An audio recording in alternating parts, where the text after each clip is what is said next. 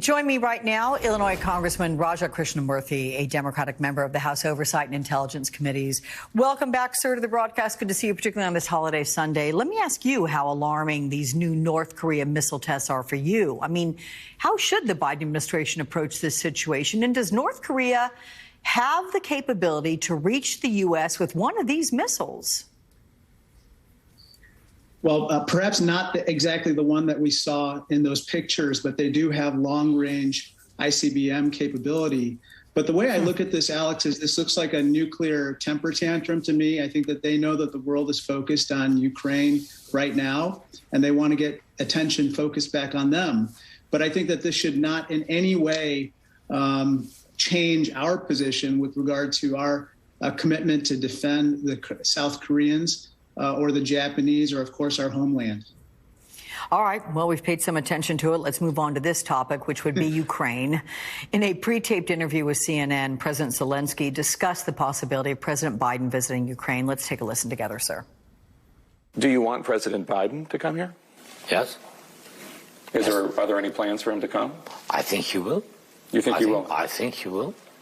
And I think but it's his decision, of course, and about the safety situation, it depends. I mean that, but I think he's the leader of the United States, and that's why he should come here.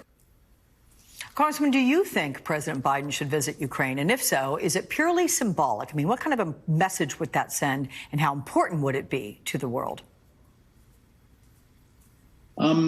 I don't know what it would take for the president to go there.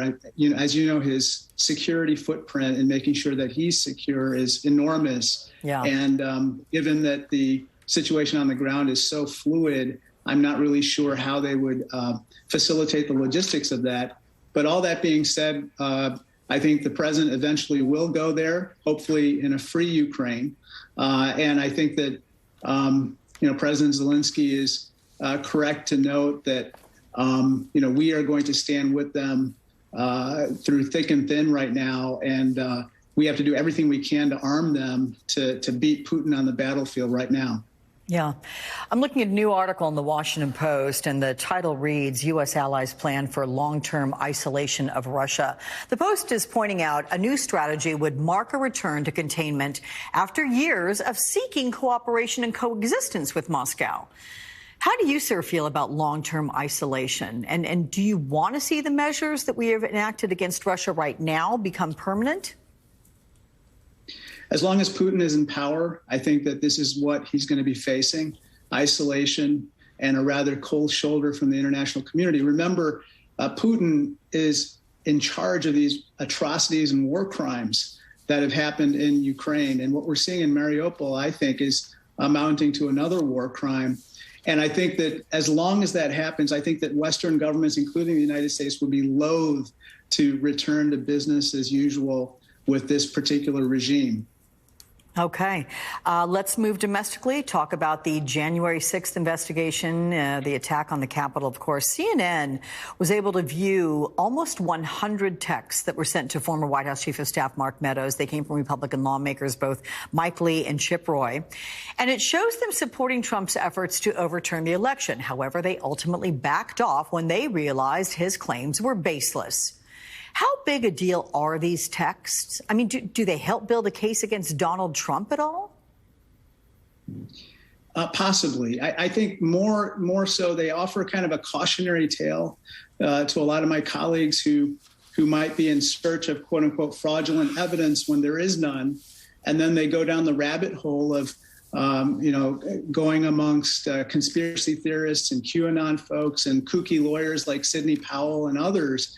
And it's akin to riding a tiger and trying to get off. It's very hard to do so without getting consumed in the process. And so it's better not to start in the first place. And I think that is really what these texts illustrate to me, which is that some of these people either really try to look for fraudulent evidence or were cynically doing so and quickly found out that they were staring into the abyss when it came to January 6th. And as having lived through that day, where there was a bomb 200 feet from my office window, I can tell you a lot of us in Congress take this very personally as well. Yeah. This drip of information that comes out on January 6th that continues to involve Mark Meadows. I mean, he produced some records to the committee, but then he didn't show up for a deposition. So Congress then sent a criminal referral to the DOJ. How do you see his role in all of this? And should the DOJ bring charges against him at this point? Well, I think the contempt of Congress charge is pretty serious, and he should come forward. He should cooperate. And if he doesn't, I think the DOJ has to compel it.